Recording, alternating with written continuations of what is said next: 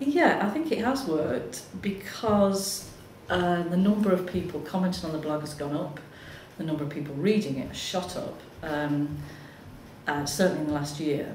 And I think that is probably because I've got a bit broader in what I write about rather than just what I did today sort of post. I think I mean, it's interesting because it's very difficult. I find it quite difficult now to separate out some of the things. The fact that I blog, but I also post several times a day on another piece of another service called Twitter. And they're linked now, because every time I write a blog post, it goes into Twitter. And I get lots of comments now on my blog on Twitter. So you go to my blog and you think, oh, nobody's commented on that. And I might have 15 or 20 comments have come to me via a different channel. And I think that's one of the interesting things about these new sort of collaborative pieces of software, that they're all interlinked.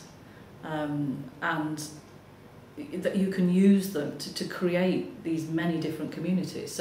So on my Twitter account, I have different groups of people that I follow, and I follow other HEI IT people, a whole raft of them, to find out what's happening in other universities. And I find that really useful, because most of us are quite boastful, really. So if we've done something, we tend to blog about it or Twitter about it. So, it's really helpful to find out what's happening at the University of Bath or, Manchester or wherever else you're following. And the other sort of community that I like in Twitter is the technology community. So I follow loads of technology people, the technology editors from The Guardian, the technology people from the BBC. And that's actually often how I find out about what's happening. So it's not anymore just me putting things out there, it's me finding out about things.